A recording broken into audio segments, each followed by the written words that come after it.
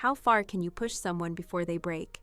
At what point does hard work stop being admirable and start becoming something darker? In many parts of Asia, extreme effort has long been treated as a virtue. Tiger parenting, academic excellence, endless tutoring. If you've ever watched the Korean drama Sky Castle, you've seen this pushed to an almost absurd extreme. Parents micromanaging every aspect of their children's lives to secure a place at an elite university. It was exaggerated, sure, but it resonated for a reason. People recognize themselves in it. Competition exists everywhere, but in China it's almost impossible to escape. It's not confined to exams or careers. It wraps itself around your entire life. And lately, many young people are starting to feel like the pressure has crossed a line. There's an ad from a tutoring company that went viral in China. It read, "If you come, we'll tutor your child. If you don't, we'll tutor your competitor." That's not subtle, it's not inspirational, it's fear printed on a billboard. And the unsettling part is that it worked, because it said out loud what parents already felt. If my child slows down, someone else will pass them. This race doesn't start in high school, it starts in daycare. Parents fight for spots in elite preschools, not because toddlers need academic rigor, but because missing one step feels like falling off the track entirely. Education becomes a chain of checkpoints.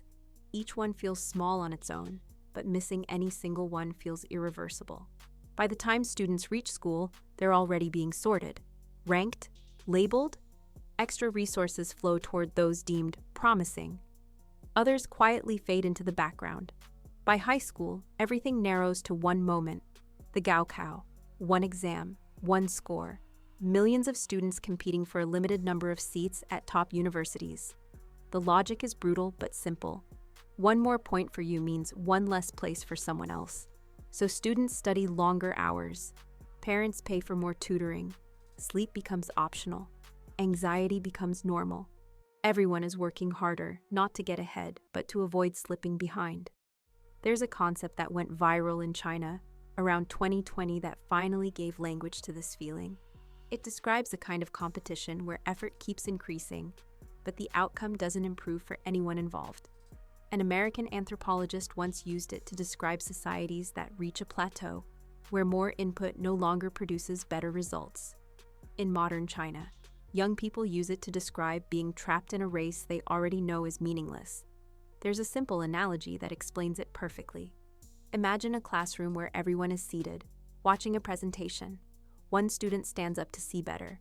Now the person behind them can't see, so they stand too. Soon, everyone is standing. No one sees any better than before, but now everyone is uncomfortable, exhausted, and this is the key. No one dares to sit back down. In real life, that standing up looks like studying extra hours, writing longer essays than required, voluntarily doing overtime. Once one person does it, everyone else has to follow or risk falling behind. The result is more effort from everyone and no real advantage for anyone. At first glance, it looks like students are doing this to themselves, but that's only half the story. Once you survive the education system, you enter the workforce and the competition doesn't ease, it intensifies. China's 996 work culture expects employees to work from 9 a.m. to 9 p.m., 6 days a week, 12-hour days, 1 day off. It sounds extreme, but it persists because companies know something important. If you quit, there will be someone else willing to take your place. And you know this too. That's why people don't push back. Not because they love the hours, but because they have no leverage. Youth unemployment is high. Many job seekers are educated and capable, but the market is oversaturated. One economist put it bluntly, "It's not your boss forcing you to work overtime. It's the fact that someone else is willing to do it." A banner once went viral that captured this mindset perfectly. It read, "I'd rather overwork myself to death than let my competitors starve." That's not ambition. That's desperation dressed up as loyalty. In some industries, this pressure is algorithmic. Food delivery drivers are timed down to the minute. If they beat the clock, they're rewarded. If they're late, they're punished. So they rush, skip breaks, skip bathrooms, cut corners. The faster they go, the more the system learns that faster delivery is possible, and the time limits shrink again. Everyone runs faster, and the system quietly tightens the leash. This pattern shows up everywhere, in offices, in schools, even among the most elite students. There was a photo that went viral of a student at Tsinghua University, one of China's most prestigious schools. He was riding his bike across campus while doing statistical modeling on his laptop. Not because he had to, because he felt he couldn't afford not to. People jokingly called him the king of this mindset. Then others followed, students eating and studying at the same time, sleeping and reading at the same time. The joke quickly stopped being funny. If even the top fraction of students don't feel allowed to rest, what does that say about everyone else? One student described an assignment where the teacher asked for a 5,000-word essay. But students, wanting the best grades, wrote 8,000 or 10,000 words instead. Once a few people did it, everyone felt forced to follow. In the end, everyone submitted double the work, and the grading curve barely moved. The teacher never asked for it. The system did.